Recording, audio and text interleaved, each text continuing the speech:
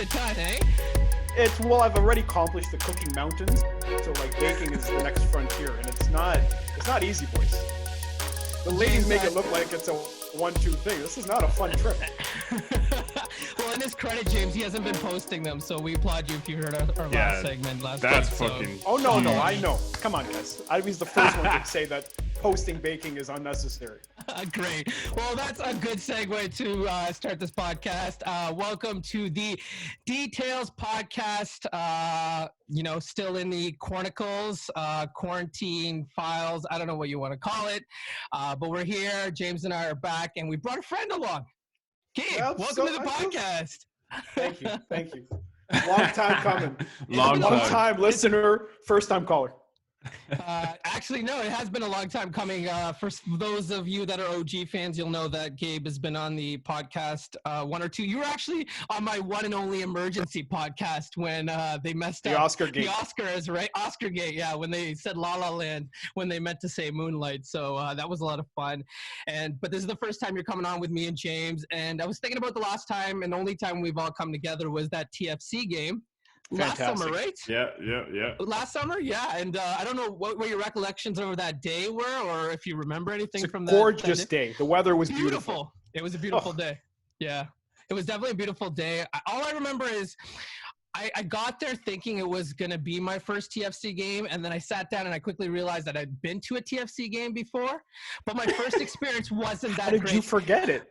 You know what? I was the night that I went to the CNE, and I remember the CNE more that night than the actual TFC game, and it was a late August game. It was freezing cold, so it wasn't a memorable game for me. But the game that we went to, I had so much fun. I quickly realized how intoxicating that environment is, especially with all the chanting and everything, right? I feel bad for whoever you went to that first game with, because you basically told him to fuck off. You read my mind there, Gabe. I was just thinking that, man. Oh, you're like, I went with better company, better looking guys. The weather was better. Yeah, luckily I don't think that person listens to this podcast, so that's why I was not afraid to say that. But good time nonetheless. It was a high-scoring game too, James. Do you remember that? Oh yeah. Yeah, what was it? 3 goals? 4 goals? Yeah. Something around there. Josie Altidore had a bit of a little lackluster second half, I'd say, Gabe. I don't know if you recall that well, but that was deep, so I don't really recall. yeah, which was also a bonus too, because that allowed me to go with a friend that wasn't too nice to everybody else around us. I'm with G, I'm a little worried. I'm so sorry. With G, I'm a little worried. Like I've tended to dabble in a couple of the other stuff that D doesn't necessarily like take part in, and sometimes I'm a little worried about too nice of a time. I'm the worst guy. Aggressive and loud here, okay? So, no, Gabe is the perfect guy to bring, because Gabe is the Stephen A of every friend group. So that's the guy you want to watch a game with. Yeah, no, I mean Stephen A. I mean, I'll take it. You'll take it. You'll take it. Don't think I won't. I'd rather a Shannon Sharp, but I'll take Stephen A. It was very clear, very quick at this TFC game when. First, I remember you actually saying like, "Oh wait, I've actually been to a game," and then instantly I was like, "I'm out on D already." Like, all right, Gabe, what's good here? Like, what do we know about soccer? Like, can we talk about this a little bit? If it was up to me, it wouldn't have been a soccer game. I'm not the biggest soccer fan, so that was a big step for me, and that was a testament of how I felt about our friendship, James. I just want to put that out, dude. All right, well, I appreciate that. I appreciate that for one. And you know what's perfect about that is actually you do get to choose the next game because you owe me tickets to a Raps game. So this is perfect. You can just get Gabe along too. You can get Gabe along too. Okay, we've been blabbing enough on this podcast. You should probably get right into it. I'll gladly take up the offer. You know what? I didn't get to say this on the last podcast. So our last podcast, the Celtics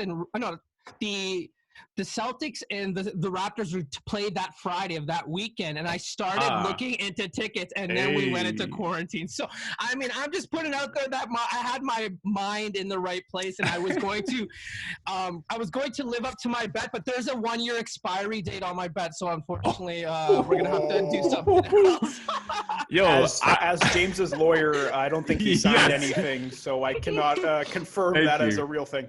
Actually, back in the documents, there's actually a 1-year insurance policy, so we actually get closer and closer each week. court side. So you better buck up there, bud. Well, it's a good thing we got Gabe here because I know he was once law prospect. So I saw a tweet earlier today saying that. So it's good that we have him for the fine print. Anyways, guys, considering it's quarantine, we had a lot going on this weekend. It was pretty eventful. I found I was pretty fried after this weekend, to be honest with you guys. I had watched a lot of the draft. I consumed a lot more of the draft than I used to, and then obviously I got into yesterday's 2 episodes, which obviously we'll get to in a bit, and I did a lot of binge watching. I watched Heat for the first time. I don't know how Gabe's gonna feel about me watching it for the first time. I got that in yesterday with Alvin Danilo. How did you only get to Heat in 2020? It's one of those TV shows I've always had on my list, Movies. and I just like when I get time I'll do it, and I finally got into it. So yesterday I did that, and I actually went for a walk at 8 p.m. last night because I was just like, not 8 p.m., sorry, 7 o'clock, because I knew You're too riled up. You're like, I gotta burn off this energy.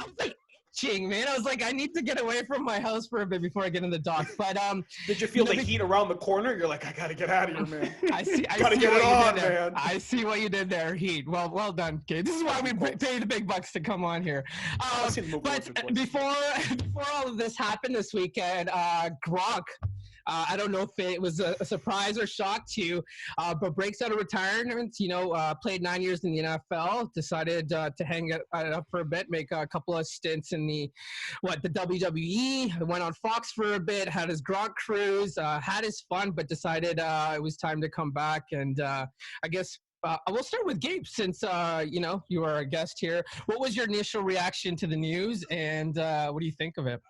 I went through a tiered stage of reaction. My first tier was the boys are getting back together. This is going to be exciting. And I think I can allow myself to be a Tom Brady and Gronk fan. I hate anything Boston. I hate Boston Cream Donuts. I hate Mark Wahlberg. I hate the whole state of Massachusetts. I just hate it. It's just disgusting. Hate it. But I feel like that was my hindering to my love of Tom Brady. I like him as a winner. I like him as a player. And I like Gronk. He's a tough guy. So now that they get to come together and rejoin forces like the mighty morphing Power Rangers, they get to do that in another city that is not Boston. So that's my first reaction. My second reaction was Gronk coming in. Is he going to be healthy? He's lost a considerable amount of weight, a lot of mass that he usually uses in his position. So him coming back in now, it's a little dodgy. We're just assuming he's going to be the same version of himself that we've come to love. Nowadays, who knows? And also his prospects out in the field as a non-NFL player, I think maybe he learned very quickly that the Gronk showboat wagon maybe doesn't attract as much dollars as he anticipated. Yeah, that was kind of my quick takeaways. Like, did he come to realization that the Gronk train isn't as appealing when he's not a jock, right? If he's not playing the sport and doing all these fun, ridiculous things on the side. Kind of similar to what we're seeing with Dennis Rodman and, looking back at all that footage in The Last Dance. But you make a really good point with the injuries. It's definitely documented. 2012 broken left forearm, 2013 fractured vertebrae, herniated disc, torn his ACL, MCL, missed 9 games with that. 2016 had back surgery, missed 8 games. 2018 back strain that led him to miss 3 games. And even in his last season, he struggled to get through that. He only had 3 touchdowns in that season as well. So, exactly. James, do you think that Gronk can come back and be as impactful as he once was? Short answer, no. Long answer, I would say that I think that this is more of a completely it was no harm done. Nothing really didn't really cost anybody anything. Worst case scenario, they may have to pay some tax at some point if you're Tampa. Who gives a shit? That's irrelevant. $10 million Gronk for a year.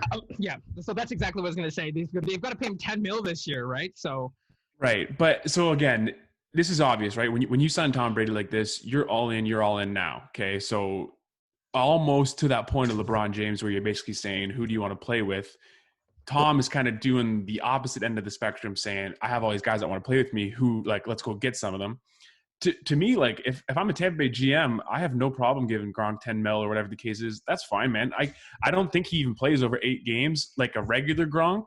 But if Tampa was smart. I was going to say his over-under's at 7, so it's interesting that yeah. you said 8.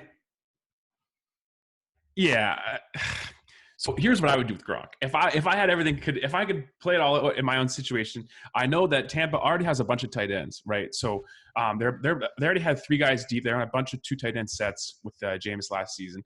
Listen, just make Gronk a big receiver.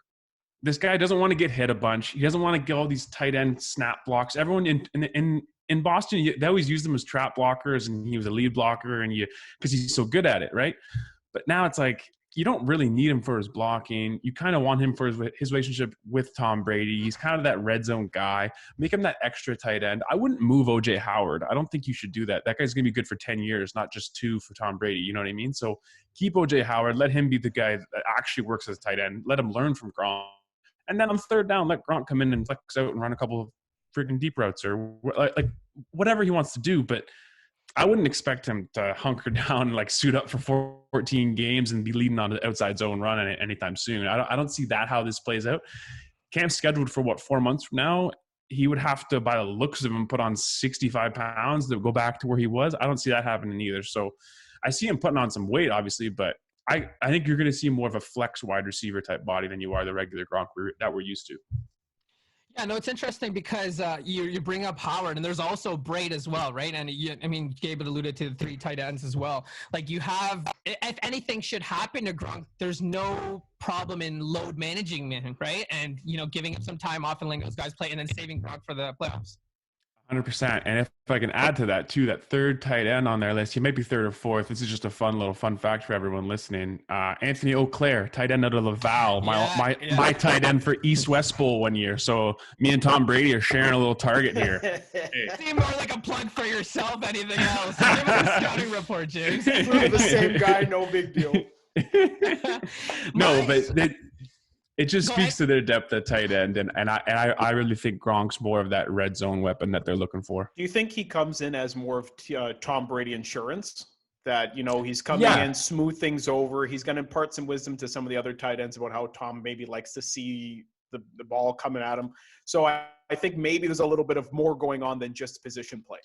100%. And even if you're Tom Brady, going over to a team, now you have to walk into a locker room that you don't really know anyone, and you're going to just be like, all right, everyone, you're all following me because we all know you're supposed to, because this is how this is going to work because I'm Tom Brady.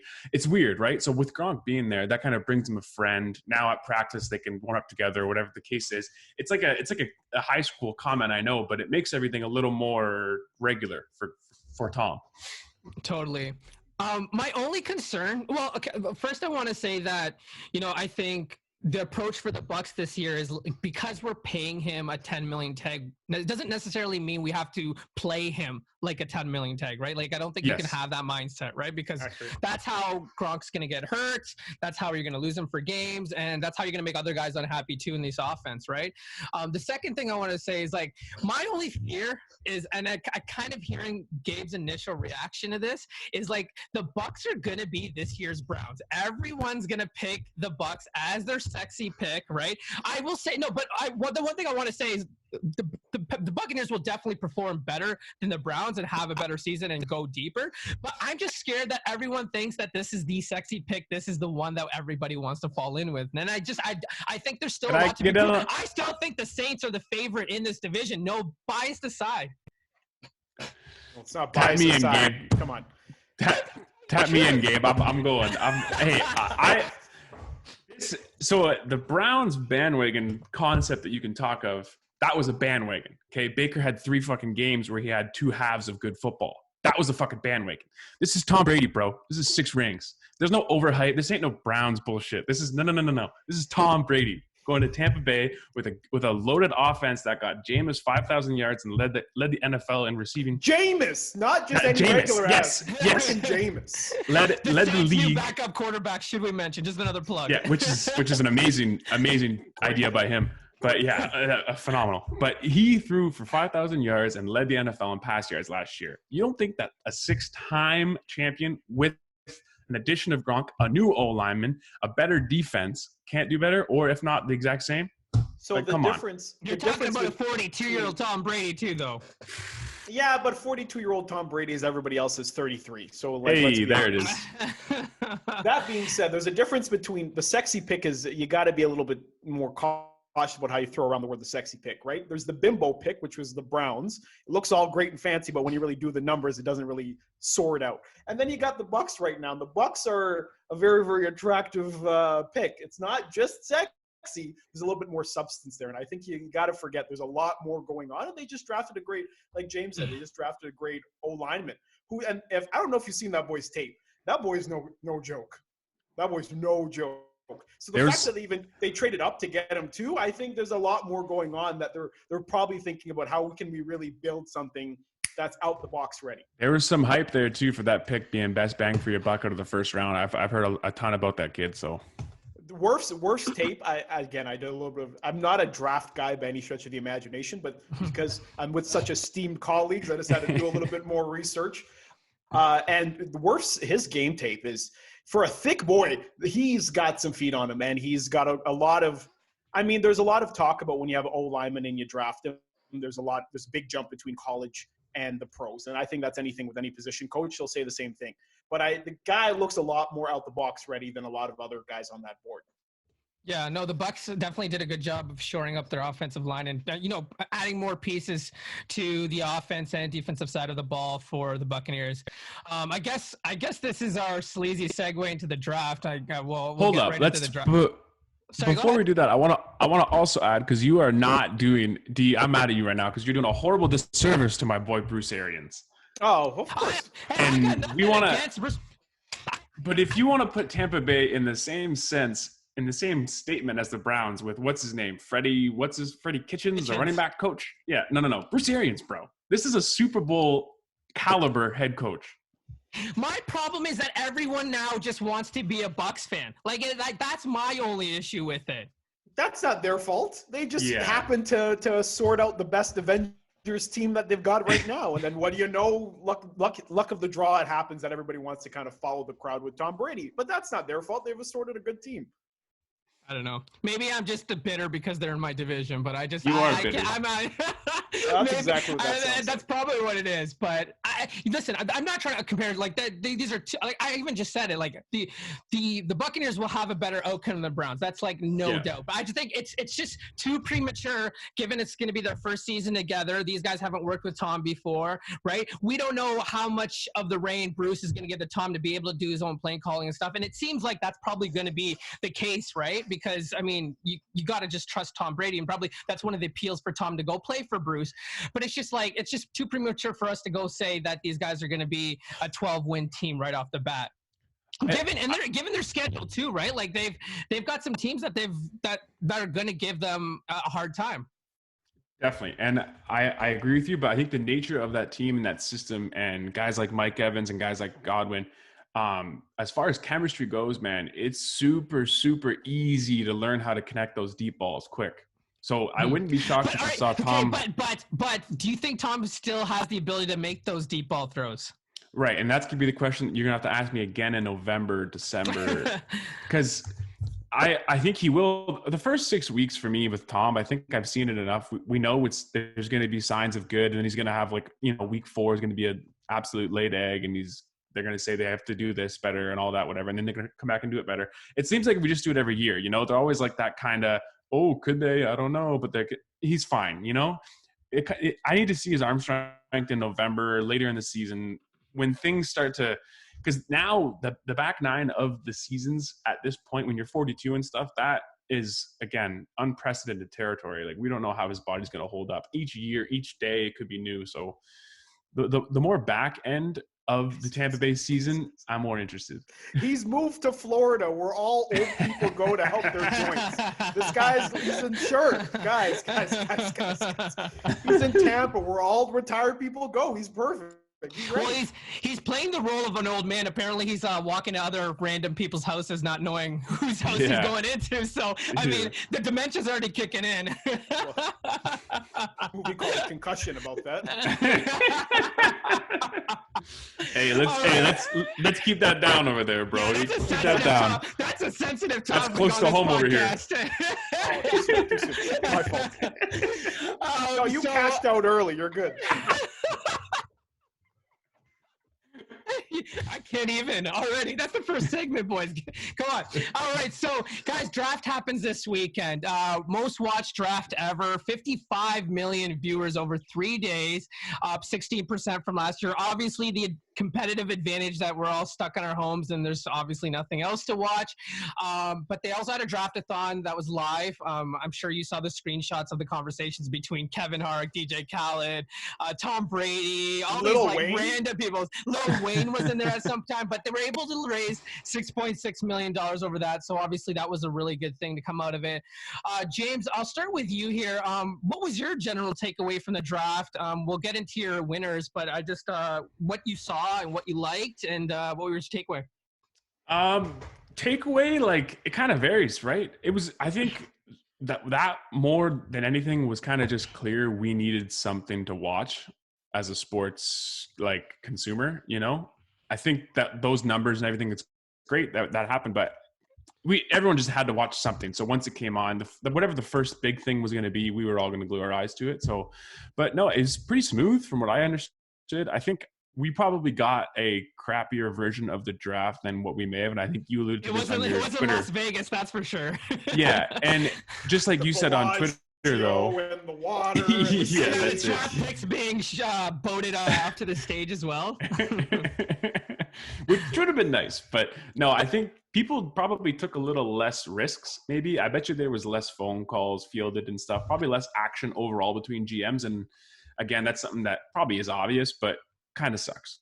But all in all, I think most teams had some good drafts for sure. I made a bold prediction that we would see a lot of movement because of the lack of knowledge that these guys would have on the potential draft picks, you know, the visits, the workouts, the physicals, the medicals. Yeah. We later found out that, you know, Miami got access to Tua. So I'm sure a lot of teams were sending doctors, right? It was no brainer. Of course. Yeah, this is a major investment for over many years. Of course, they're sneaking. It's also the NFL. They're not known for being exactly reputable when they're doing all their stuff. Of course, they're going to sneak a doctor or 7 into their guys. Come on, right?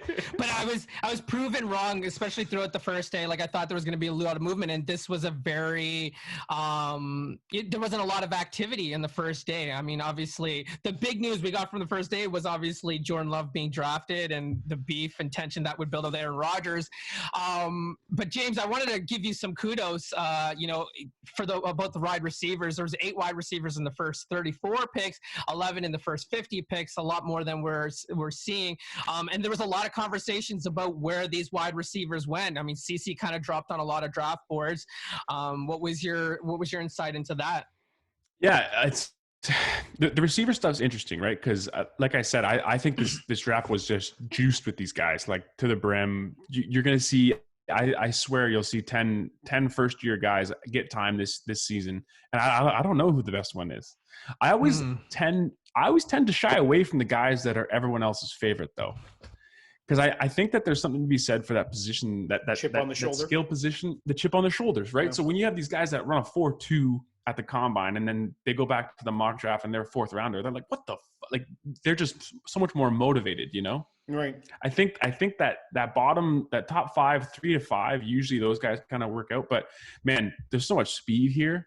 Like, yeah, and a lot of these guys, there's so much speed, and a lot of them are going to depend on their situation. You know, I mean, Jerry Jeudy going to Denver, I love the pick, but does Drew Lock play quarterback? We don't know. So I don't know.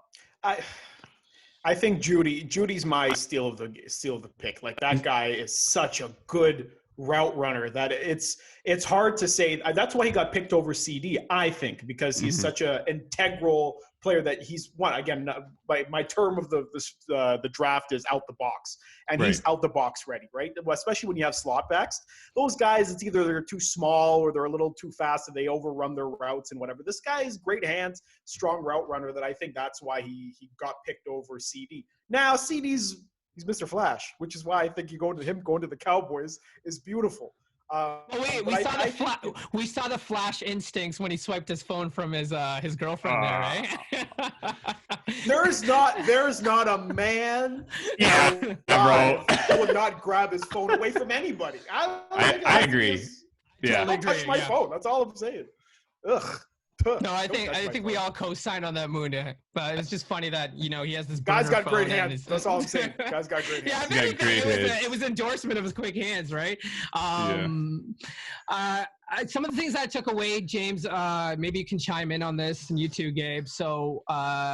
Just some notes that I had here. I found the draft to be super depressing. There was a lot of trauma coverage, and I think they kind of really beat that over with a dead horse. I just found it to be super depressing. I didn't think they'd have to constantly beat on it.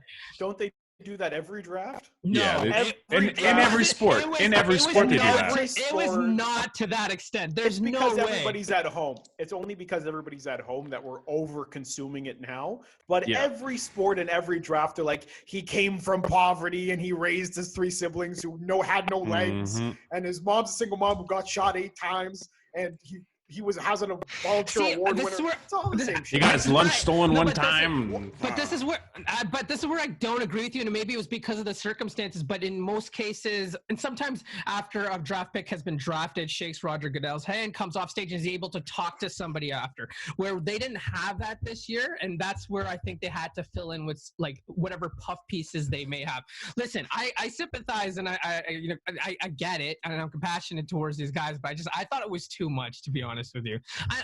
But again, given the strength of their handcuffed to the way they had to broadcast this thing, but overall I think they also did a great job broadcasting this. I mean, I think the over under on hacks for this draft was like 3.5, so it was well under it. At least to our knowledge, we don't know if this thing got hacked, right, or picks got leaked, so that was good. Roger Goodell kind of came off likable throughout this process, and he became like a meme constantly. It's a tough position. Sitting the draft, he's like, all right, next draft we got he's sinking deeper and deeper into his chair. It's like Jacksonville's gonna be drafted. I'm like, what is this guy up to? What is? By the time he's gonna have a glass of scotch, and we're like, I don't know who's up next. Yeah, whatever. I was very curious to see how much money were we going to be able to see that he has, like they probably put him, obviously, like that's a huge room he's in, and it's probably like the corner, like it's probably like a 90,000 square foot, you know what I mean? Like they just put him in the corner. That leather chair was probably worth $2 million, maybe 3, who knows? It's actually his bathroom. It wasn't Jerry Jones's yacht, that's for damn sure. Yeah, or Coach Cliff Kingsbury's place in Arizona, what was that? Okay, hold on. Arizona, you can buy literally a mansion for about $17.83. Yeah. So it's a hard discrepancy. Arizona's, Goodell, on the other hand. Arizona's that retiring secret that all of us got to shut up about, I think. That place looks... Whew. Yeah. It's funny. I heard a story that when Cliff Kingsbury was coaching his first game against the Lions at halftime, they were getting demolished. And one of his first train of thoughts was, fuck, I should never have bought that mansion. So great story if you hadn't heard that one before. I really liked that ESPN stayed away from the gimmicks and gave us a lot of analysis. I think that was kind of a huge takeaway for me. The other one is now we can kind of get into nitpicky of the teams, but did it become clear that the Pats were taking for Lawrence? Yeah, I mean, you can say that, and I understand that narrative. I still think it's incredibly dumb to tank for people. I think it's just another way to, it's just an excuse to be shitty. I don't understand that part, and I never really, I don't like to vibe with that kind of concept. But it's interesting to see that these teams year in, year out, and we make stories about it during the season all the time, how these, Gardner Minshew, guy wasn't picked till the 5th round. Russell Wilson, guy wasn't picked till this round. Tom Brady, guy wasn't picked till this round. But yet year after year, it seems like 3 QBs go in the top 10. Yeah.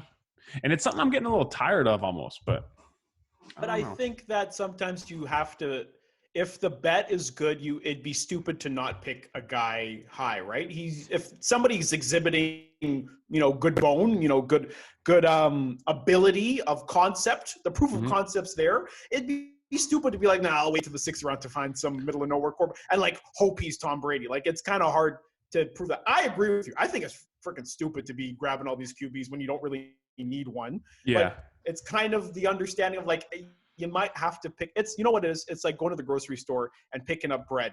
You know, you don't need it, but I might make a PB&J sandwich tomorrow. Like, I don't need it today, but I might need it tomorrow. And I think that's how a lot of teams and ownership think about it. Yeah, go ahead, James. You even said last week, you're like, I don't trust Tua to be healthy, but I still think he's the best quarterback in this draft, right? So how do you not take a gamble or a chance on that, right?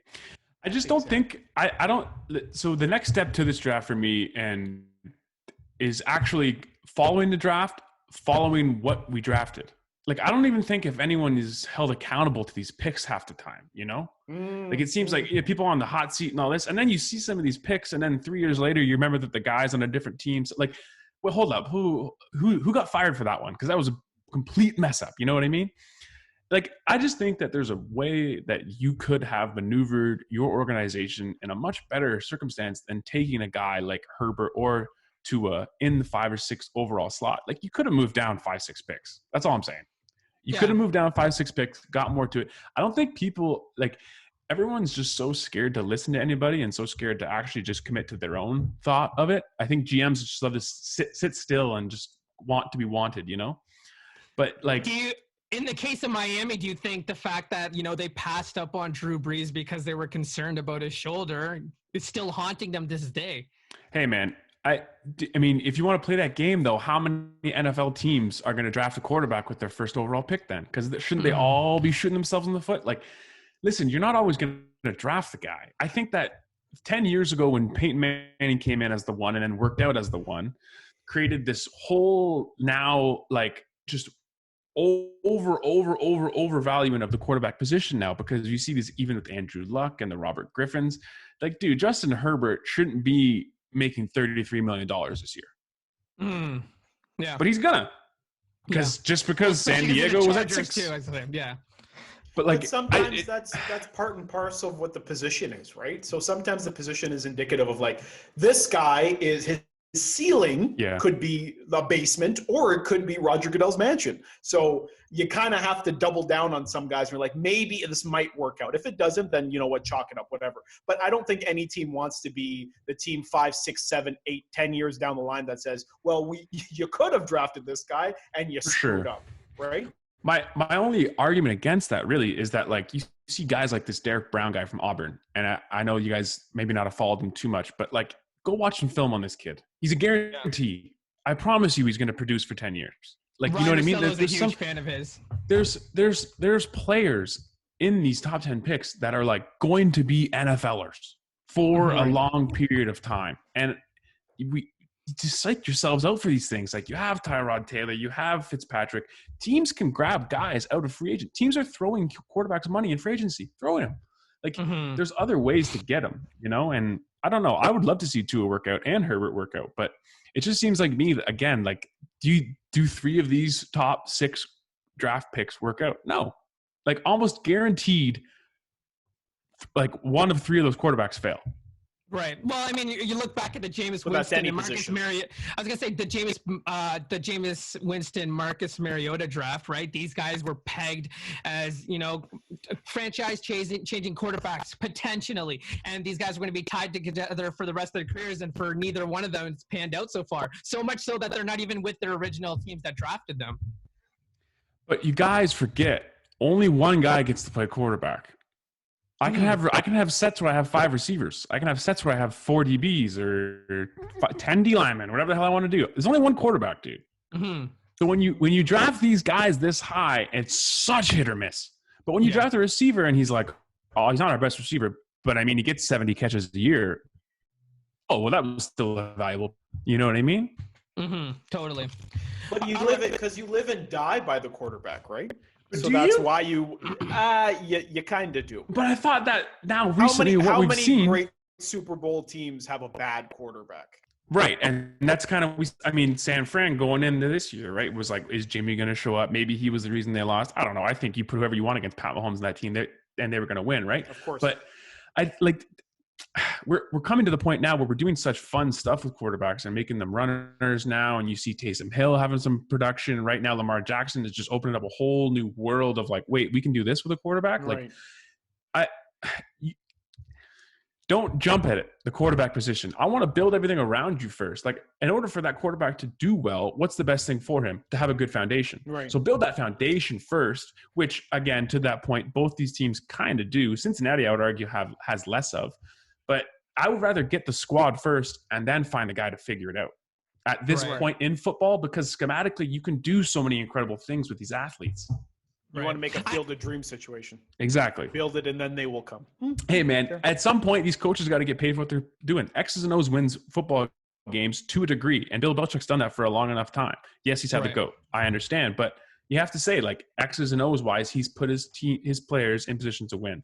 Now they have to do this.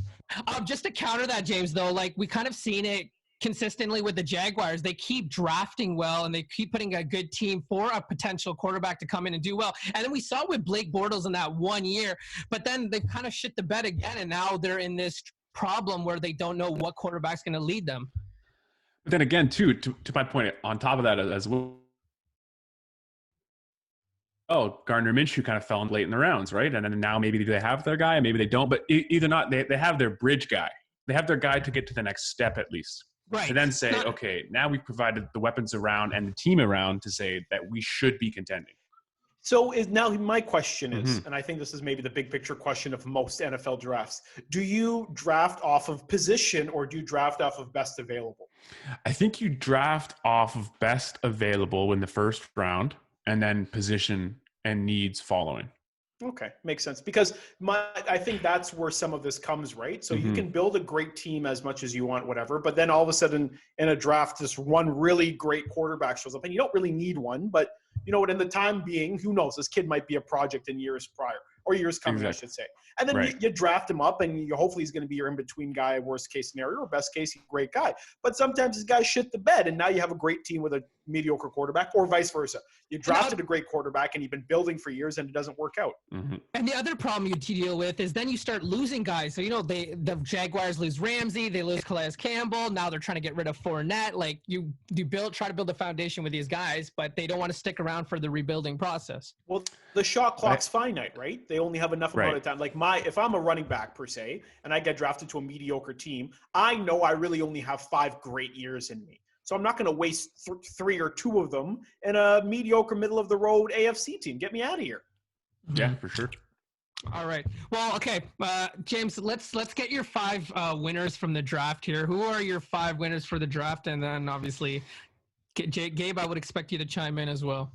I mean, dude, okay, so winner number 1 is, we know the guy's legit, but Washington Redskins Chase Young, man, this guy is going to cause issues every Sunday, every down for every old lineman that he faces. Like, this guy's very legit, and I think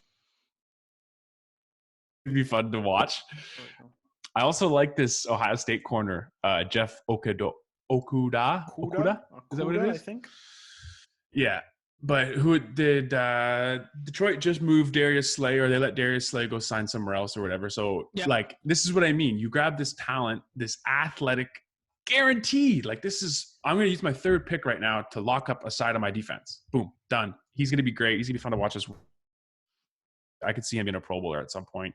I was huge on Derek Brown as well. The Panthers I really like. I think having Teddy Bridgewater too, man.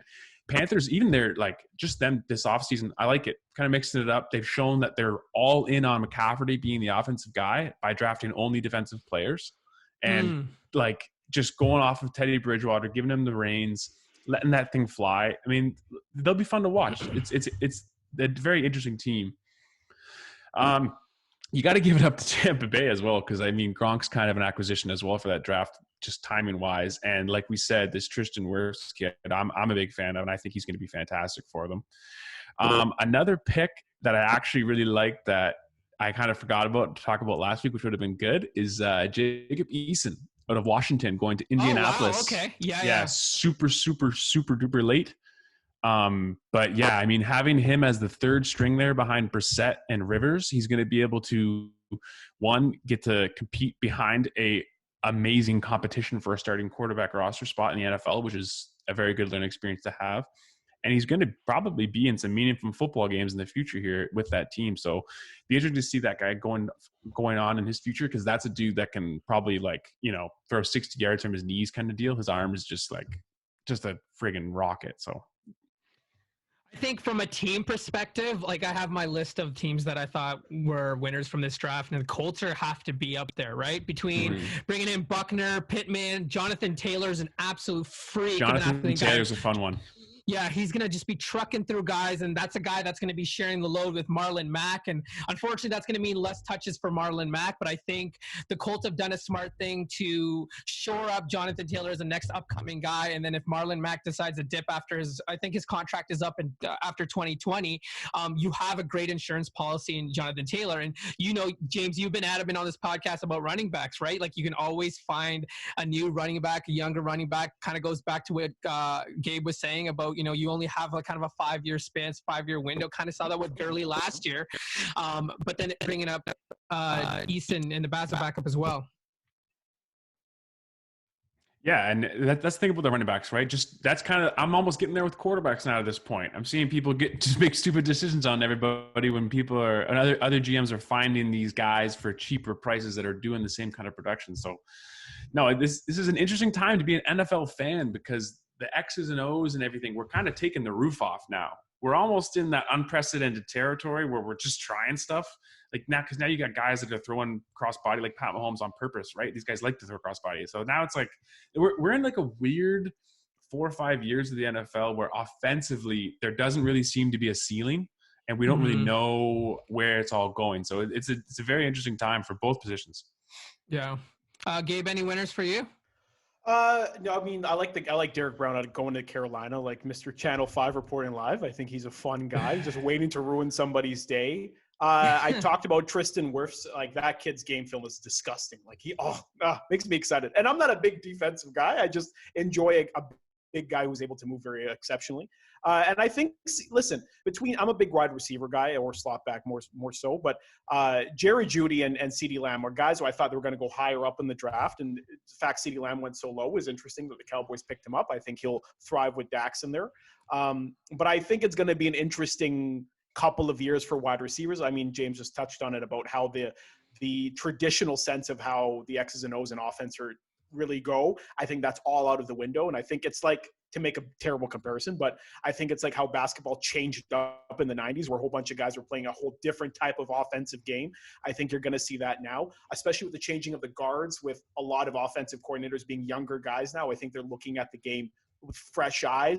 This is where you're going to see a lot of guys for non-traditional receivers, non-traditional quarterbacks, non-traditional position players in general are going to have a lot of fun out there. A little tidbit into how, just like what you said, Gabe, in high school, when I started playing football in grade 9, you had run plays and you had pass plays. And then by the time I was done university football, basically at the start of the play, we could do 5 things. And then as, the lineup and everything progressed, as we stood in front of their line, as they made their pre-snap calls, as we made our pre-snap calls, things changed. So over that's a 10-year time out of, again, me as a young guy, but I go from learning a numbered system where I just turn right, give ball left, to leaving football at a point where it's at the start you call the play, but nothing's set in stone. Exactly. Right. So now going forward, even with this, you see it all the time on the weekends and Sundays. And I see it all the time too. Read pass options, RPOs, read pass options. If you're a football fan, Google it, study it, YouTube it. It's everywhere. Every team runs it almost 60% of the time. And it's the future of football. And we did some of it at Guelph, where we did stuff where it progressed into half our playbook was in a play. And this is what I'm talking about. This is that unknown ceiling. We have actual OCs in the game that look at spending $20 million on a receiver if it means that they run 4 routes hard for them in a game. And that's well,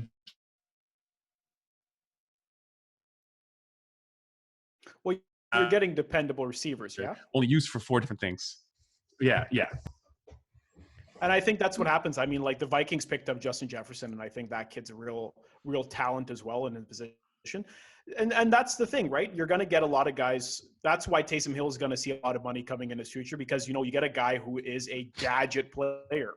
I was gonna say in his future he just got paid 16 million guaranteed. So like you're right. Like absolutely, like that's gonna be the case. I like what you said about the Vikings. Vikings actually did a really good job. They lost Diggs and people were like, oh, who are you gonna have to tandem there with Thielen? And they actually found a younger version of Diggs and at like a better economical price, right? Like you're gonna be paying him significantly less than you're gonna pay the Diggs. And then they also shored up their backfield, you're right, with bringing in those safeties and DBs. Yeah, exactly. And I think these receivers too, we don't give enough credit to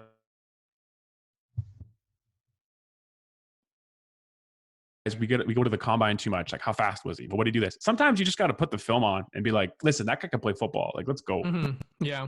Yeah, because a 40, I'll be the first guy to tell you, a 40 time does not tell you how fast. This is our former track boy right here. This is exactly. it. This is the intel.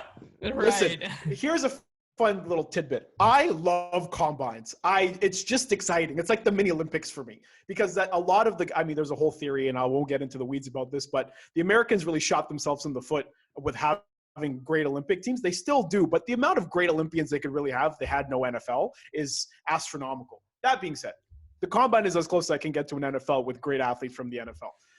With that being said, there's a lot of stuff in there that people will draft on that really has very little translation to how you can actually play the games with the X's and O's. And I think a lot of people bringing up the 40 times on receivers or whatever means absolutely nothing with how dedicated they are to run a good route. So, I mean, I know I love a good 40 times just like anybody else. It's very exciting. I quote Bo Jackson's 40 times all the time. That being said, it doesn't mean anything for how good they're going to be on the field. Except for if you're Bo Jackson. Except if you're Bo Jackson.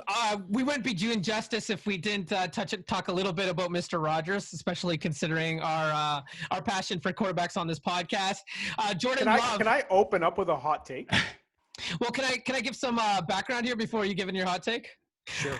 So, hey, there's a lot of people that didn't watch the draft this weekend, Gabe. Why are you listening? But Jordan Love gets drafted by the Packers. Ironically, the same time, same age that Brett Favre was when Aaron Rodgers was picked by the Packers. And, Aaron Rodgers is 36 at this point. So, I mean, given the longevity of quarterbacks now, we don't know what that means, right? Does he still have more left in the tank? Is it smart to bring in someone to back up? Will Aaron Rodgers demand a trade at some point? Kind of like the Favre situation is a little different in the sense that Favre was always flirting with the idea of moving on or demanding trade or threatening to leave, where Rodgers has been pretty loyal and committed to this point, right? He's just been really, really difficult to deal with. So I guess, Gabe, let's lead us off with your hot take and how you're feeling. All I'm saying is the transition of government, if it will. They picked up Rodgers in the literally exact same situation. Both guys are from California. Both guys got picked in the early 20s, mid 20s. Both Rodgers has 4 years left on his contract. Favre had 3. It's a little too eerie for my liking. And guess what? It kind of worked out pretty well for the Packers picking up Rodgers at the time that they did. That being said, when is it ever a good time to insure yourself for the future? You got to buy some insurance. You know, what could happen? I mean, don't get me wrong. I think people take it a little too personal when they're trying to replace me. And maybe they very well could be. But that being said, this is a great service for this kid being able to sit behind Aaron Rodgers for the next foreseeable future. And if Aaron Rodgers decides to put down the angry pitchfork that clearly Brett Favre did to him and did teach him dick all, but just besides being a professional, teach the kid a little something. I'm not saying roll out the red carpet, but this could be a monumental change for the Packers. I'm gonna fight back on you on the one part. I like the point one. I don't think there's a better situation for that kid to go into. It's fantastic. He should be ecstatic or whatever in the future. That's an amazing pickup for his job. But I'm gonna fight you back, man. I'm a former prima donna myself. You know, us quarterbacks, we are. This podcast, I am playing that over and over. We are much. We are much more rugged on the outside than we are on the inside. You know what I mean? I think, especially when you have a guy like Aaron Rodgers at this level, you got to just be honest with him. You know, every quarterback around the NFL right now that's a starter, and also to the point that neither of you guys decided to mention, that are one game away from the Super Bowl last year. One game away. One football game away, which means you have a chance, which is everything you wanted. With little to none. One game away. Too. Right. One game away, you use your first round pick to draft a quarterback, which you already arguably have one of the top five best of. So now in my eyes, like, I have no problem with the draft pick as long as you were like calling Aaron Rodgers the day before being like, I'm going to find you a new home in 2 weeks. Okay, cool. Like, you know what I mean? Because, man, you can't undermine him, because we've heard reports of them telling Rodgers they're going to get him help, and then they actually didn't. So, one, don't lie to me. And two, if Rodgers deserves that level of I'm the guy in Green Bay, he definitely does. So, at that point, you have to basically kind of adhere to what is more personable for that. So, if we're not going to win a Super Bowl, right, Aaron Rodgers should be like, well, I don't want to fucking be here anyways. So if that's not your goal, move me. But if it is, let's get a receiver and help me out. I feel like this hits a little home for James too, because once upon a time, yes it does. For sure. Once upon a time, there was a quarterback that James and I both know came off a Yates Cup winning championship, and the following year the team brought in another quarterback. Yep. And how did that make you feel, James? Oh, pissed off beyond belief. Pissed off beyond belief. Yeah, so it all makes a little sense. Let me paint the picture. As a guy who's been replaced many a time in his athletic careers across many sports, I know how it feels. And here's what. Okay, a great football team is like a government. It's a country. You have high guys, you got low guys, you got guys who are just in the middle doing whatever, dick ball. That being said, to ensure a good transition of power, you got to be able to know, let me groom the next guy coming up. That's why Tom Brady was great. He sat on the bench for X amount of seasons, and then when it was time for him to shine, the boy shone. I want to congratulate Gabe. The over for Gabe to break a political or government reference on this podcast, he hit it right on the money. So congratulations, Gabe. You're welcome. You're welcome.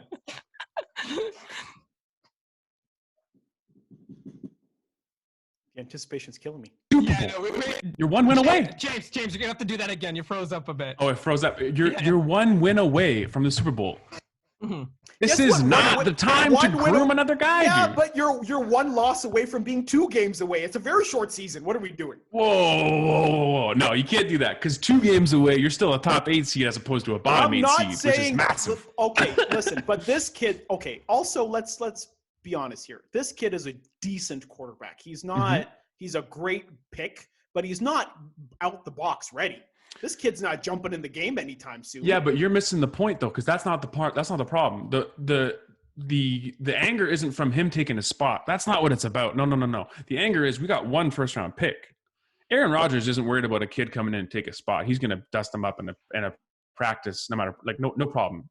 But the fact that you didn't use that pick to get his team better, even if it was on defense, even if it was on receiver, why would you choose my position right now when we were 1 win away, where I'm at the back end of my career for sure, still at better than a Phillip Rivers, whichever the Colts paid him. Rodgers, you can't go out and get a new guy yet, because 1, Jordan Love doesn't break the mold like that for you. I know he doesn't. You could have got him the 2nd round, maybe even 3rd. So that's obviously, and you just need to get better as a team when you're that close to a Super Bowl. This is also the 15th straight year that the Packers haven't taken a 1st round wide receiver or running back, right? And like, even Aaron Rodgers was on Pat McAfee's show earlier in the day, and he said we haven't picked a skilled player in the 1st round in 15 years. So I mean, it's quite misleading. And then you see Mike McCarthy over in Dallas take a wide receiver in the 1st round too. Like, how much of a slap in the face was that? Oh, I agree. Don't get me wrong. Okay, maybe let me backtrack. Don't get me wrong. I think if I'm Aaron Rodgers, I'm a little pissed off, you know? Like, A little. I called CAA to get a pickup truck, and you sent me a smart car. Like I would love. If you That's towed it. me That's out it. of here. That being said, I'm still getting I would be pissed, but I'm not pissed. I'm pissed for the wrong reasons. I think maybe there's poor communication. I don't know what the conversation was between the team and him. We can speculate all we want, but I don't know what it was. If they're not a playoff team, I don't think he has a right to be mad at all. I don't think he has a right to be mad about anything, about what they draft or wherever they choose or whatever they do. But because he was 1 week away, you got to give it up, man. Just like we said earlier, you don't have these 10-year. If you're one win away, one could say that you're already stacked as it is, so you don't really need anything else. But if you look at the Green Bay Packers roster, you know it's not stacked. No, okay. I'm just making an argument for argument's sake. Yeah. They literally fought tooth and nail every game to get to the point that they were fight. Right. They were never any easy games for that team. Is this maybe conversation that maybe Rodgers is maybe not happy with sticking around in Green Bay? I think this means this should be either his final straw or their final straw. And I think that we do this too often in sports, and we want to draft his backup. No, he's going to groom him. Well, I get that. I understand that. And we paid Aaron Rodgers all this money, all this stuff. Yeah, but also he can still ball, man, and he can still play to the best of him, and he wants to go play. So let him go play. And if you're going to go pick on and worry about the future, then that shouldn't be an issue. You should just listen, you're going to get a return for Aaron Rodgers. So there's going to be a win, right? Like I don't see a problem with it as long as you don't just hold him hostage now on like a 2-win team. Yeah, absolutely. Last question I want to ask you, kind of make it brief because we need to move on here. But because Jalen Hurts shockingly was picked by the Eagles, we have an interesting situation where the Eagles are set to pay Wentz $20 million next year. But they obviously want to implement this Taysom Hill sort of offense of Jalen Hurts. Do you think it'll work? Do you think it's the right move? I think every team you see that doesn't have a Taysom Hill package yet will have one in the next 3 years, and 50% of them will work depending on who they are and what the coach is doing. If it's Doug Peterson, my money is that they will work. Yes. Mm-hmm. Jalen Hurts will work. I think he's going to be a good athlete and a good player for them. James, roll. I was going to say, Gabe, you aggressively nodded your head during all that.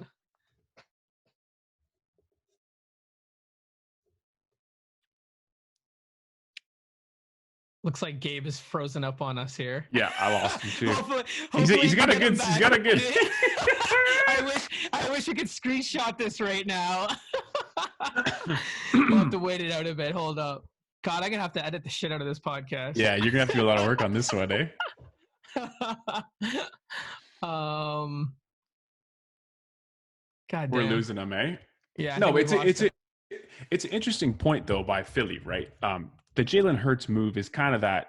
This is like a really good athlete, and we all know he is. But everyone, all the draft are asking, "Are you committed to quarterback? Do you want a quarterback?" And he's like, "Yeah, I'm a Q." Okay, cool. Well, luckily for Jalen Hurts, in today's day and age, a quarterback doesn't necessarily mean quarterback anymore. So absolutely, it'll be interesting to see him in that offense. So we got Gabe back. I'm back. I don't know what I was saying, and I'm pissed. Gave us a great frozen screen grab. I think it's going to live on the internet for a while. So, Gabe, you were just about to get in your take about Hurts, but what were you going to say? I just think it's a little dangerous for people to see something work in one place and be like, "Oh, I can instantly implement that somewhere else," right? Like it's just because one team's playing small ball doesn't mean you can play small ball as well, right? We did this with Miami It's not me this time, I swear. To go, Ricky Williams. Anyone remembers him? Yeah. Yeah, I do remember the Wildcat, right? We did. Yeah, we did. We done this before. 5 teams tried it after, and then like 3 worked for a bit, and they kind of kept it around. It's the same thing. 10 teams are going to try it now. 5 will work, whatever the case is. It's just a numbers game. I do think you're going to find the next great thing through like testing out this new offense. I think that might be the benefit of this. Mm-hmm. Awesome. All right, so that kind of puts a somewhat of a summary on the Just draft. a little bit of a summary. Well, yeah, I mean, there's only so much you can pack 3 days into, but I think we got to the meat and potatoes of it, and it should be interesting to see.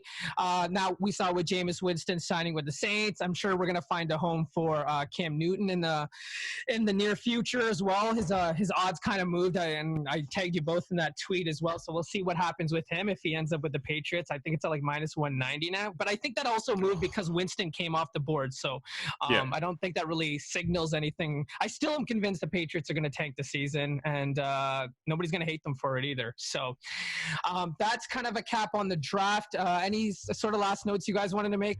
Something we missed? Not tremendously. Nope. All good. Nope. All right, so we're going to move on here. We're getting to the itching hour here on the podcast, but it's a good time to talk about the documentary. We get into episodes 3 and 4 of The Last Dance last night, and just to kind of sum up what we saw, basically the episodes summarized that MJ had accumulated all this individual success, but then he was finally willing to adapt to a new system, philosophy, in order to achieve a higher level of success. You know, in those early years with Doug Collins, he gets the MVP awards, the Defensive Player of the Year award, he gets the All-Star nods, he gets the All-Star MVP. So at that point, we knew that MJ was going to be the next guy.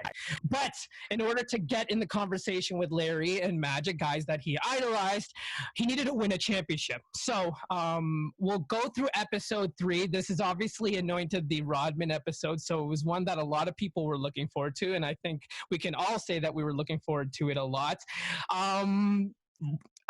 What did you take away from episode 3 there, Gabe? It was interesting. I mean, you got a lot of things out of it, right? You got the shot, you got the Detroit Bad Boys, and you got the Rodman stuff. I mean, I don't think I learned anything dramatically new about Rodman. I think it's the same kind of like Rodman was misunderstood. He liked to color his hair. He met up with Madonna. She unleashed his bad side, yada, yada, yada. I did find the interesting stories about how Phil Jackson and Dennis kind of co-mingled. I think that was very interesting. My major takeaway was Detroit is bad, but they're a little overly, like, we're beating the dead horse here. Like, let's not get carried away. Like, I understand a lot of things. It was a tough fight and all of that, but it's interesting to see Dennis's kind of trajectory from childhood to going to college. It's a much more interesting story when you hear it kind of played out in the general sequence of everybody, but I didn't see anything dramatically new about Dennis. James? I think different perspective more than anything. I think, again, I'm with you. I didn't learn anything per se, but my perspective kind of turned from like, well, this guy's a little loose, to more like, hey, you know what? Maybe he's a bit of genius in him. Like maybe there's a bit of, there's something very, very intelligent about the man. You know what I mean? Probably, I think he thinks he's too smart, which maybe makes that kind of get crazy, but I think he's very, very intelligent. And the way he talks about the rebounding thing, and I know people really blew up about this, and after I watched it, I saw it on Twitter and all that. But when I was watching it like live, and he was talking about this, I was like, I have never heard anyone describe what he's saying right now. Yeah. And you know what's interesting? Like there's not one instance. Right. What's really interesting about it, we only got a small snapshot of that because I actually decided to watch the 30 for 30 on Rodman call for better for worse.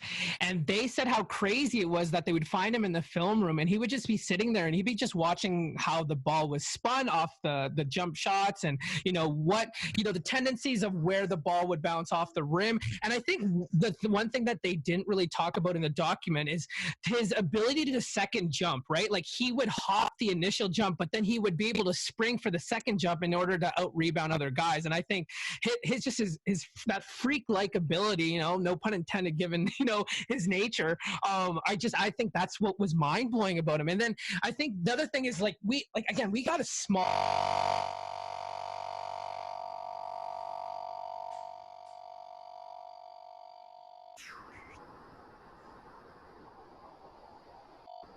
It's like the wind is blowing. Yeah, seriously. We got this a small really snippet. There we go. No. Try it again. Now. Yeah, there Okay, it is. okay. Okay, So we got a small snippet. So we got to all the Rodman stuff, right? Because a lot of people don't know. Rodman grew up in a house with two sisters. He a single mom. His dad actually had 20 plus kids. I think it was 25 left him.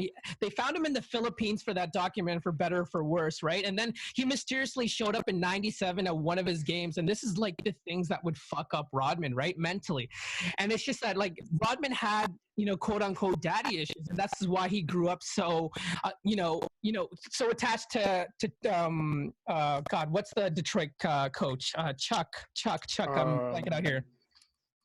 Oh, what's his face? His name. I know what you're talking about. Chuck Daly. Wood. Sorry, Chuck Daly. Chuck Daly. So this is why he was so attached to Chuck Daly, and that's why, when Chuck Daly left, they found him in a parking lot with a shotgun. And luckily, music is the thing that saved him, because he eventually fell asleep and he forgot to shoot himself, right? Because he did want to kill himself because he had reached this dark point in his career. And then that's why you saw him attach himself so closely to Phil Jackson, because again, then he found this new father figure in Phil Jackson, and kind of found like an older brother in MJ, who revered and was looking for his approval. So I think there was a lot missed, but I mean, again, there's only so much you can fit in a documentary, especially in one episode about the worm. The worm. Yeah. And I think people forget that Rodman was as popular, if not more popular than Jordan during that stretch run, because of all the shit that he was doing. Well, people definitely forget the arsenal of astonishingly beautiful women he was with. One of the greatest stickmen of all time. Of all time. Electra was the most Googled woman last night, easily, hands down. Like, how good did she look last night? Between Carmen Electra, Madonna, Vivica A. Fox, and the list is ridiculous. And I'm talking about only like a 3-4 year spin. Like, this is nuts. Yeah. No, insane. No, absolutely. Insane. Yeah. And I think too, I don't know if he gets enough love for being the defender that he was. And I think a lot of that is due to Pippen's kind of overshadowing. But I think before his Bulls time, like, give him some credit for not only rebounding and athletic, but also defending, and when he wanted to. And then when he realized that he could be able to turn it on and off, that was when it was pretty interesting, at least. Then that was when I kind of started thinking, maybe this guy is smarter than I think he is. I think there's multiple steps to how good of a defender he is, right? Like, I think his spatial awareness is something that's like otherworldly. His ability to, again, the double jump that D said. I think also his ability to read an offense. And there was a little clip of him talking to Mike, like, oh, if Oakley's coming off of here, where should you be? And then whatever. And some of that, being able to kind of talk at a higher level. And if you and Michael Jordan are having a conversation at like an ESP otherworldly level, that's already insane. Yeah, exactly. So I think he gets his dues because he's the tougher guy of all that. But that being said, he's an interesting cat. Right. I don't know. His personality is interesting. I mean, he's cool. I mean, can we talk about the Vegas story? Yeah, I mean, where's the footage of Jordan walking into that hotel room, bro? That's what I want to see. So that story has actually been twisted in a bit.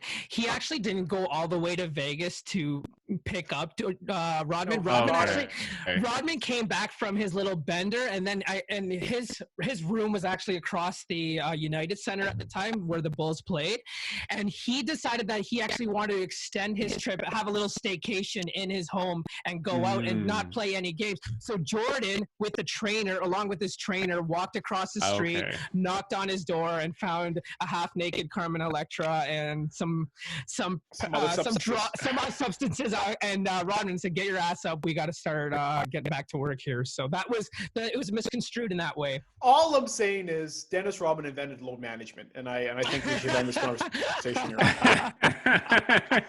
Listen, I don't want to hear no load management conversations. Why is he taking off these games? He could be in Vegas right now, so I don't want to hear none of it. But James, you make a good point, because, we saw a passing of the torch from that great Celtics team to those bad boy Pistons, and then eventually the Bulls. And Rodman was responsible for shutting down, minimizing Larry Legend as much as he could, and that was no easy task. And Larry Bird has gone on to say how much of a nightmare it was being covered by Rodman, right? No, it's interesting to hear all those guys talk about them. Basically, just saying that Rodman was like not really a basketball player. He just made everything hard. I don't know how to. Right. Just, like, He came to fuck up your day. That's what it is. Like said. they all didn't really know what to say. They're like, yeah, he's good, but also like we just hate facing him. Like that's just the worst player to face. If he's gonna be a guy who's just gonna mess you up, like he's not even actually. There's nothing you can counter. He's just there to just play spoiler. That's an interesting type of defender, right? That's the most dangerous basketball player. The guy that only wants to score 0 points. Like that's the most scary dude ever. He just wants to see the world burn. That's he it. Just wants to see the world burn. So then we get into, the Doug Collins years. Doug Collins comes in, kind of starts to get the best out of Jordan. This is when we see all the awards and the accolades come together. And then we get to the shot against Cleveland. And I don't know what it is about that moment that during this doc, it still gave me goosebumps. I've seen it over and over endlessly. And the other cool thing is when they cut that montage of Jordan to the Prince song, what's the song? Party Man. Yeah. Party Man. Like, it's crazy how cool Jordan made the game of basketball look. Like there's no one that could take that many like mid-range jump shots, the level of difficulty that he took on those layups, and it was just so cool to see him finish around the rim. And there's no player like that. No, and it was interesting to hear that whole Jordan rule, right, for Detroit. Like they were like basically once he jumps, we've already lost. Like that's insane. Yeah, once he's in the air, he's ungodly. He's not a human. That's hilarious. So the Jordan rule comes in, and the rules is like anytime Jordan comes to the paint, he's gonna hear from us, right? He's got to run into Rick Monroe, McRow, Bill Lambier, and Dennis Rodman, right? Those are three guys that you don't want to encounter in the paint. And the other rule was we would never let him get vertical. We would never let him get to the air. And this is what made the Pistons so unlikable. But it's also a thing that other teams started to adapt, like the Pacers as well. Pacers, right? The Jazz. Again.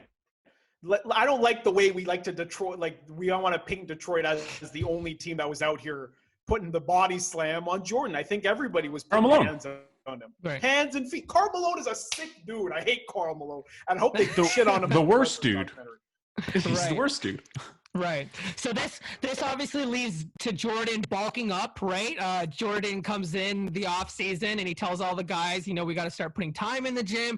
We saw that footage with him and Tim Grover. If you know Tim Grover, world-renowned athletic trainer. He's worked with Jordan through those years that he won in the late 90s. He's worked with Kobe Bryant to bulk up. I don't know if you remember Kobe showing up that one season and his shoulders were like completely jacked. And it was kind of a little too much. And he eventually had to take a little bit off, but he still was able to win with Shaq in those formidable years. He also worked with Dwayne Wade in 2006 initially to win his championship. So Tim Grover's got a good little mini documentary, about like 20-25 minutes of him talking about how he trained Mike between those years and between baseball as well, coming back, and that's on YouTube. It's I think GQ interviewed him, and that was a really interesting conversation about movement stuff. I'm like, and he again, as a movement guy, and if you're into that type of sports science, physical science, he's a special guy about that type of training. Right. So then we get into that, and then we finally see, the Bulls overcoming the hurdle, the mount that they never were able to, and finally defeating these Pistons. I think it was a sweep. I can't remember, but it was either a sweep or it was a sweep. But then we get to the handshake, and this is where I need your guys' opinion, right? So the Pistons decide that they are going to just walk off the court and not shake with the Bulls. All right. Prior to that, is it the whole Pistons? Be honest. Is it the whole Pistons? Yeah. No, it's not. No, it's guess again. Okay, so give us the scoop there, Gabe. What do you know? So the actual scoop is, if you rewatch, because guys, let us remember, this documentary is not a court testament. It is opinion. It's about one team, especially one guy that is skewing the opinion. Therefore, you have to do a little bit more of your own research. So as one did last evening, I did a little bit of my own research. John Sally and Joe DeMars stayed and shook people's hands, just like McHale did in '88. So therefore, the whole narrative of Detroit not shaking everybody's hands is exactly the same as the Celtics in '88. But the Celtics get the old rub-a-dub because, everybody loves Boston and I don't get it. That being said, sure, it's bullshit. Yeah, they should have shook people's hands. It's also a freaking handshake. Get over it. Grow up. This isn't Pee Wee soccer anymore, guys. Like, let's get over it. If 30 years later, you're all like, well, I don't want to hear what Isaiah Thomas has to say. Give me a freaking break. That being said, I understand you're upset. But again, they're body slamming you, and they're trying to break your freaking nose. They're trying to give you a ladders and chairs WWF highlight reel. Why do you think they're going to give you sportsmanlike conduct at the end of a game? That's stupid. But if you want to be upset, you can be upset about just about anything. I just think it's ridiculous. But it was Isaiah Thomas that had to grab McHale in order to get his attention, right? Now, McHale was already on his way out. That handshake may have not happened. But I think people don't realize that this thing is so deep-rooted, right? Isaiah Thomas is a Chicago guy, right? He was Mr. Chicago his entire life. And then all of a sudden, Jordan comes into town. And Jordan is the poster boy, right? And so much to a point that Isaiah Thomas's nephew is wearing his jersey. You know, you got friends and family asking Isaiah Thomas for tickets to see Jordan, and then all this shit starts to happen. So you got to understand that, like, this is hurting Isaiah Thomas's feelings, right? And it's also that, you know, during the course of that series, Jordan and the Bulls were talking shit about the Pistons leading up to that. They're bad for basketball. Right, they're leading up to that last game. So they felt disrespected and like, we don't want to shake their hands. James? Fuck them, that's what I would say. Well, that's what I'm saying. I'm with Gabe on this one, where I don't care. If you want to shake my hands after the game, I don't care. Especially if I won, I don't care. Don't matter to me. You can shake, it doesn't matter. But I think that this point is just blown out of proportion to what the real root is, and that Jordan and Isaiah have like some supreme hate for each other. Yeah. And there's something that like probably happened that we're never going to know about. I would assume multiple things that happened that we're never going to know about. And I think that it's a handshake thing and it's a win-loss thing, but I think we're hitting the nail on the head where it's Isaiah Thomas fucking hates Michael Jordan and Michael Jordan fucking hates Isaiah Thomas. To the point that they blackballed Isaiah Thomas off the Dream Team in '92. One thing that Isaiah Thomas is still missing from his resume, and it still like hurts him to this day. But yeah, I mean, Well, he just made up with Magic. So obviously, and that was for over some stupid shit. So obviously, maybe I don't think the Jordan stuff is going to get sorted out because Jordan is not that much of a loving guy in the first place. No, so I bet you they're out here. I'll bet you there. He had his iPad, right? He's like, I don't give a shit. This guy's an asshole at the end of the day. There's nothing that And can if show Jordan's you going to call you an asshole, fuck, get out of here. I don't care. Yeah. I think there's a huge invoice that is outstanding that is due to Michael Jordan from Isaiah Thomas from a gambling bet that they made 100%. At one point, and it's 100%. Worth $10 billion. And I'm telling with interest. It's something exactly. Right. Listen, if me and Jordan had a beef and Jordan hated me, I'm not begging for nothing. I'm not wearing your brand. My kids ain't wearing your shit. I don't even like Nike no more. I wear Adidas. I don't care. Of course. I'm petty like that too. I don't blame Isaiah. I don't blame him one bit. Yeah, that's good. All right, so then we get to the end of this episode and we start seeing some of the behind the footage footage that we've been pining to see, right? And it kind of starts with the Sniff brothers. Really interesting story, right? These guys have got these nicknames because of jock sniffers, but I saw a really funny tweet that is it actually because of the whole cocaine circus? Is this why these guys are called the Sniff brothers? So that's something to think about as well. But then we start seeing Ahmad Rashad. We see Craig Sager with that moment that he had with Rodman. We see the convo between Rodman and Jordan on the bench when Pippen is MIA, and you kind of see how Jordan is relying on Rodman to get him through this season without Pippen, right? And then we get that great ending with Rodman going off in the Harley. So it was a really good way to end the episode. And then we open it with the big pun music, which I know Gabe can really appreciate at the beginning of episode 4. One of my favorite tracks. And then we're invested into the Zen Master. And I kind of want to start with you, James, because I know you've read a Phil Jackson book. Mm-hmm. What makes Phil Jackson so interesting? I think when you look at Phil Jackson and you see this like 7 foot, you're just like, but I think he's read more literature than anyone, that like more abstract literature that has no real just he's a philosophical guy that wants to hear everything. He has there's no like right or wrong. He's just open to an opinion or a concept or an idea. And I think at that high of a level and being able to, you know, control and manipulate these guys that are so wildly various on this team and get the best out of all of them together was just, I mean, the fact that he does it time and time again, right? He does it for the Lakers too later on. Like, it's just amazing. Yeah. Yeah, you know, you could have mentioned the acid too. We're not judging here if you bring up the probably acid. missed out. That on Twitter was hilarious. But yeah, I mean, we got this sort of hippie vibe from him, right? He's obviously got this Native American bond. I know Gabe had tweeted something about that. The fact that he wasn't actually Native American. It's a little off color. It's a little off color. That's all I'm saying. It's a little off. His book goes into it more. There's a backstory. No, they talk about the backstory. You talk about it. Yeah. Now it sounds like he's very. He comes with it with a clean heart, as they would say, right? Like it's very 100%. Yeah, it's very soft. That being said, the documentary I want to see is Phil on acid in New York in the 60s. That shit's got to be wild. What about the doc on him coaching over in wherever that was, where people are getting shot, bro? Yeah. I was so impressed that they were able to pull that out of the archives. Like, I didn't know that even existed. But like, if you can pull that kind of footage out, there's got to be something on an acid trip out there, right? That's 100%. The man thought he was Mufasa in LA. Like, what is going on? But yeah, we get introduced to Phil Jackson. We find out, you know, he's an assistant coach under Doug Collins, and he's actually the one that's starting to learn this triangle offense through Tex Winter.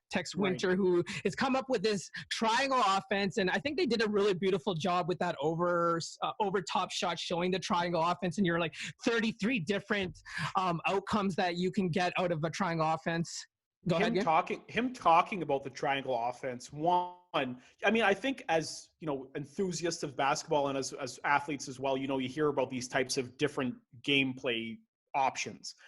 But hearing somebody who literally eats, sleeps, and breathes the triangle offense talk about it in such a fluid way, one, I think I would love to see him on a little bit of acid. For one, there has to be a connection between the triangle offense and acid and pyramids and all this shit that he must be intaking all the time. Because the way he talks about it so fluidly, you can tell like it's like him having a vision of triangles being implemented and it moving so fluidly. And there's got to be some validity to it because clearly it's worked multiple times. Wondering if Carmelo Anthony was watching this doc and being like, shit, I really should have listened to Phil and really should have given him that triangle offense, right?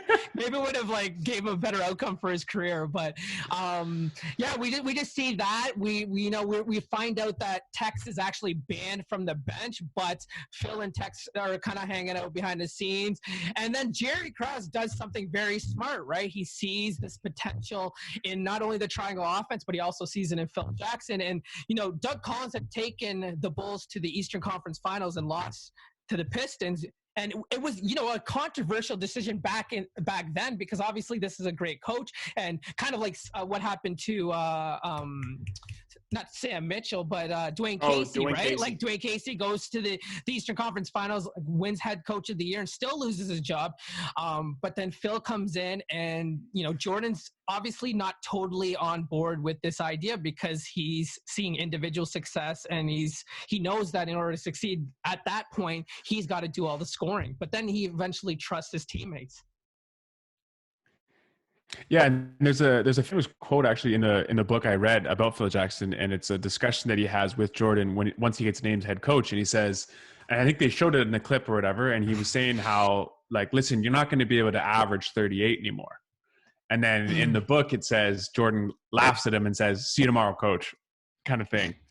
But like, yeah, okay. it's exactly it's that kind of response. But it's a funny tidbit to see how, like, again, this guy that played basketball, he played for the Knicks. He was a tough dude, very, very intelligent, and then took all these, two ships, and then won all these, like, he took on this yoga concept meditation is huge for him, all these philosophical things. And then now he's able to somehow implement them into making Dennis Rodman the best version of him he could be. It's an incredible, I hope to learn more about Phil in the past, and I want to see a whole different documentary just on Phil. I need the Phil Jackson documentary. Yeah, that is the ESPN 30 for 30 I need. Because there's Kobe years, there's Shaq years, and then there's years that we just talked about too, when Phil's in the room talking about Melo being shit, but he can't say it out in public. These are all the things I want to know. Absolutely. Because there's like 3 years when he's only taking the bus in New York, and I just need to know why. Like there's so much information there, and because again, I think James hit it on the head. His ability to understand and teach concepts that are, for better or for worse, very foreign to most people, and then implement them to very, very headstrong guys is, I think that's the most magical skill I've ever heard of in a head coach. You're telling me four of the most headstrong athletes of all time, Kobe, Jordan, Dennis Rodman, Shaq, and you're able to get them all in one roof and being able for them to all play nicely together, somewhat. That is a very, very key skill. And then there's the part of the game film, the game tape, where he's teaching yoga in the middle of practice. That is beautiful. Right. I love this man. I love Phil. Listen, I'm in. I'm all in. I'm buying all the property on Phil Jackson again. I would go as far as to say, as after that book, I was he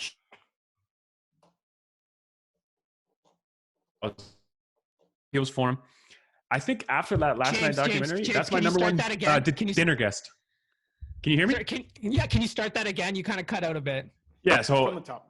I'm just saying, from reading that book, after I read that book, I was a huge Phil Jackson fan. Loved it. Loved to hear everything I hear about him now. I'll spend the time and watch the videos, all that stuff. And then after last night, I think I can make this statement now that that's my dream dinner guest. If you give me one dinner or one drink or like a bottle of wine or whatever, just to split and talk about, that's the guy, man. It's got to be Phil Jackson. What the hell are you? Like, I need answers for him. Seems like James wants to experiment with some drugs. That's all I got from that conversation. Listen, if Phil Jackson looks me in the eye, all right, it's a tough time to say no. That's all I'm saying. If he says, this is not the second podcast in a row where somebody says, I'm going to look you in the eye. James is not saying no to Charles Oakley and Phil Jackson. That's what I got from these last two podcasts. James, it's okay. James, not going to peer pressure. Listen. And I got to get some new material, too. That's what I'm trying to do.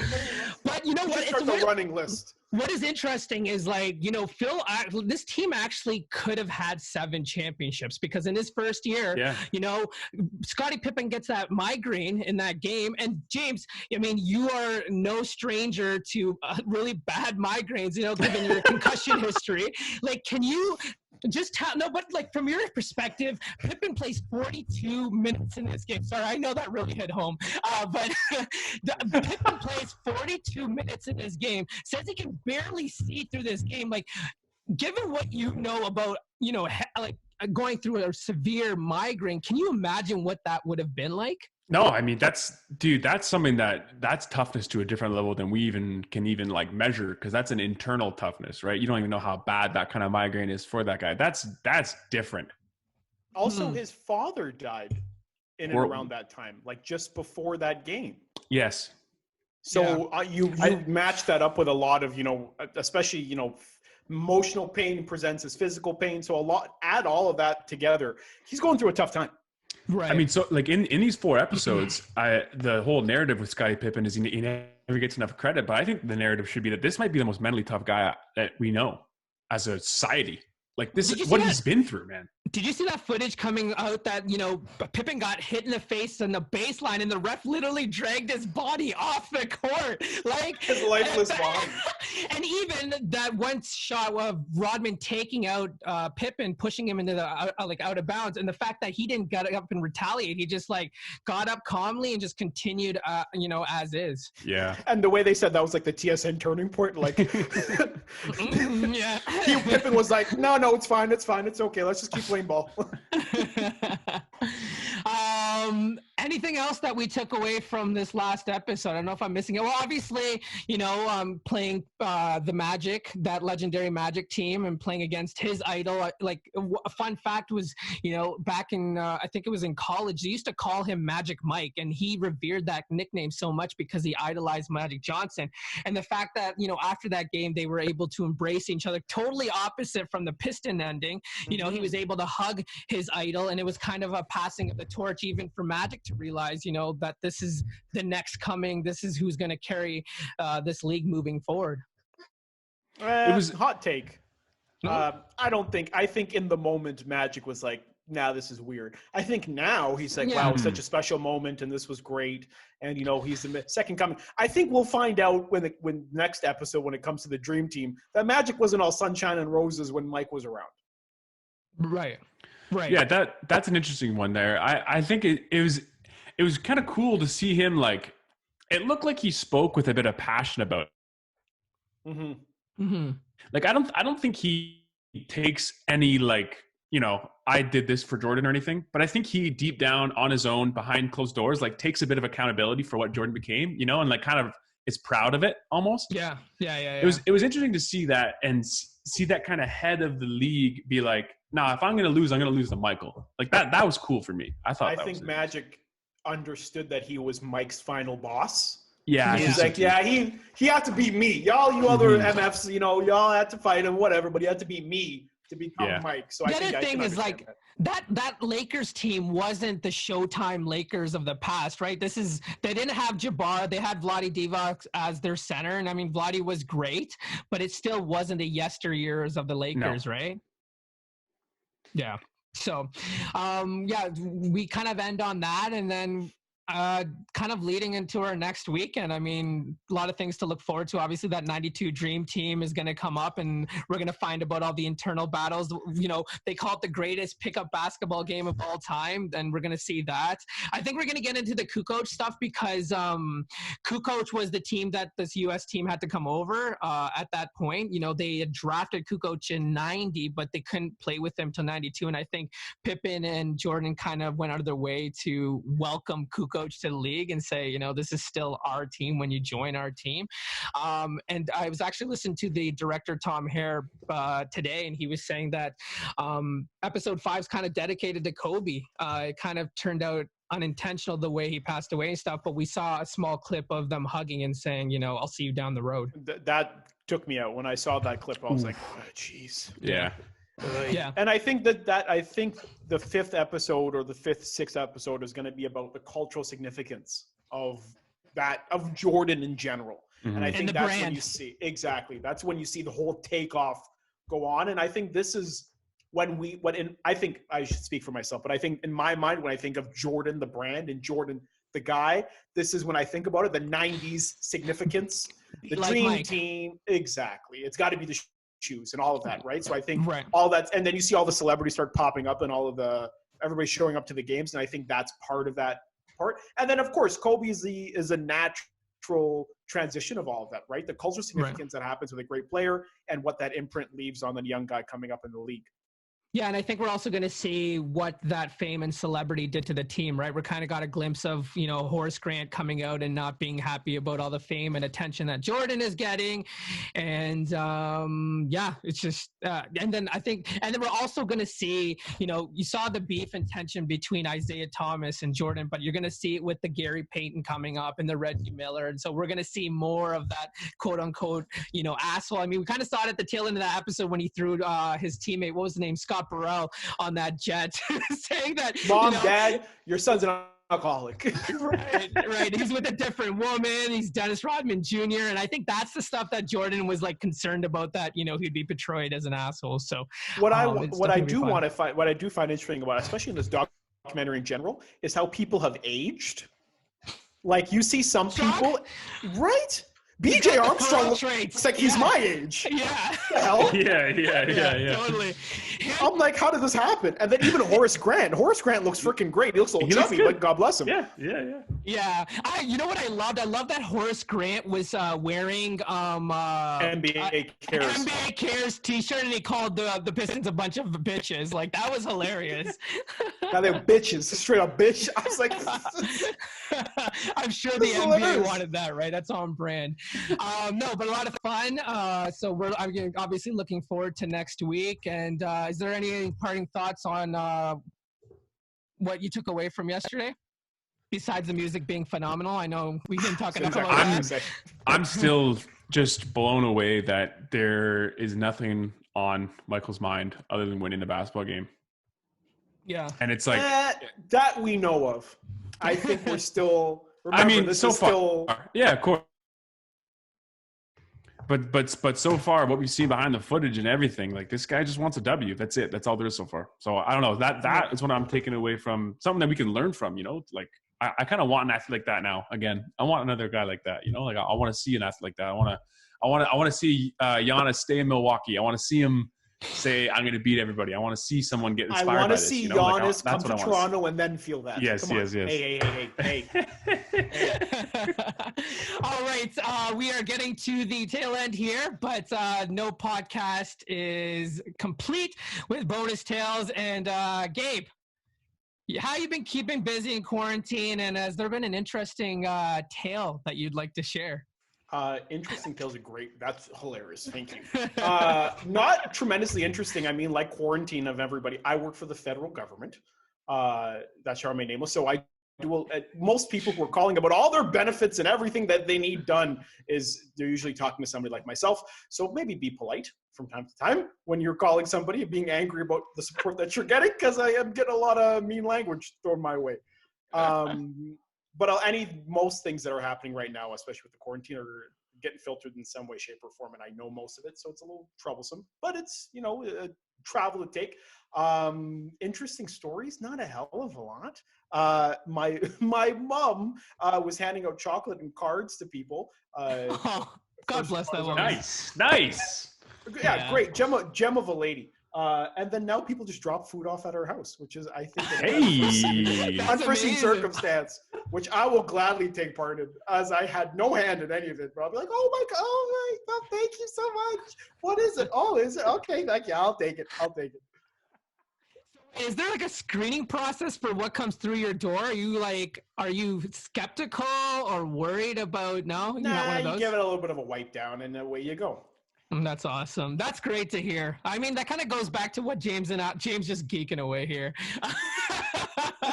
But it kind of goes back to just like humanity kind of being restored in a lot of people, and like how many nice people I've come across through, whether it's whether I'm shopping or walking. But it's great to hear that your mom is a gem of a human being. I mean, I could not endorse her anymore, and all that doesn't surprise. Did she like spend some of her time making masks?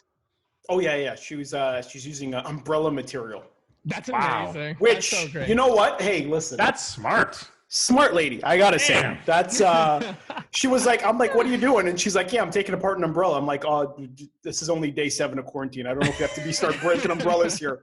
And she's like, no, for a mask. And I was like, oh shit. Damn. All right. Yeah. That's a good idea. I mean, hey, that's listen. awesome.